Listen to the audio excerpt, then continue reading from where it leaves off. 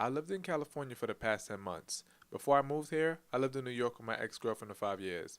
Unfortunately, or fortunately, depending on who you ask, we broke up as soon as I got to the Bay. I didn't know anyone, lived in the suburbs, and even though I'm in school, it's hard to connect with other students because I'm a little bit older than most of them. So as a single guy with his own place and a nice car, I decided to try Tinder. But not just Tinder, I've also got Bumble and OKcupid. I decided to pass on the harmony. My name is Brandon, and this is Tips from a Serial Dater 101. Believe it or not, I've met 76 women and counting. Jesus Christ. And going on well over 100 dates. But I've met some great people, some who I still have contact with, and some which were a one and done kind of thing. Bye, Felicia.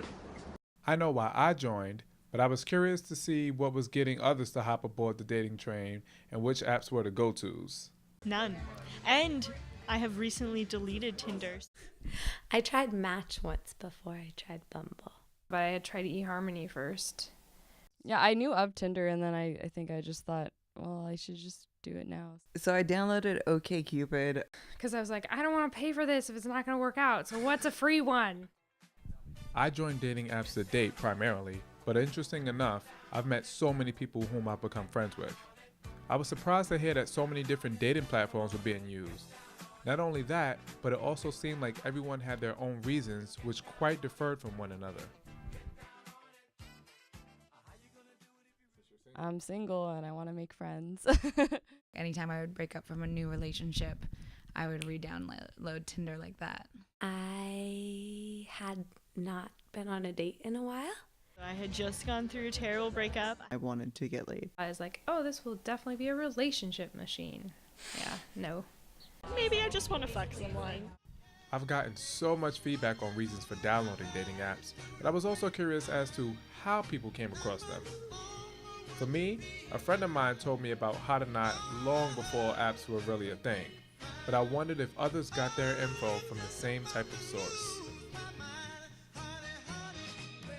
All of my friends are in like committed relationships, so all of them were like, you should totally do this and like report back to us. Oh, I was desperate. Nobody told me to download that. Two of my best girlfriends that are single were both on Bumble. I did it and I kind of kept it a secret to see how much I liked it before I let anyone else know that I was actually doing it, or until someone else saw my picture and called me out. Chatting up strangers at the bar seems to be something of the past, but what is the appeal for looking for love through an online source than a physical approach? I don't know how to pick up on people, so I'm like, oh, here's a dating app. Look, he thinks I'm cute. I think he's cute. Dude, it gets like the shitty part out of the way. It was easy to meet people. It's like you don't even have to do anything. You just swipe, match, and then you could go on a date if you want to. I kind of gained a fair amount of confidence from being on Tinder. I feel like I went on there and I was like, oh, okay, people like me.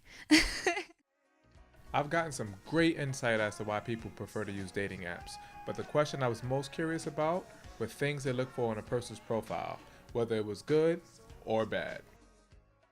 Mirror selfie. I mean, I won't do mirror selfies. Too many selfies. Okay, so Especially mirror selfies. Hunting exotic game. Absolutely not. Smokers, because I quit smoking and I know that if I dated a smoker, I would get back into it. No shirtless pictures. I've been like, or they're obviously trying to just be like, yes, my body is hot. Don't you want me now? Yeah, shirtless photos probably. And if he says something like, I just want to fuck in his bio, that's definitely a no. Yeah, if it's straightforward, I just want to hook up, that's definitely a no. I joined these dating apps not looking for anything specific and have gotten more than I could have asked for. Friendships, intimacy, and I've come to the conclusion that we're all looking for love, even if we know we may be searching for it in the wrong places. My dating experience has taught me that I shouldn't be looking for anything because it'll come to me when the time is right, right? My name is Brandon, and thanks for listening.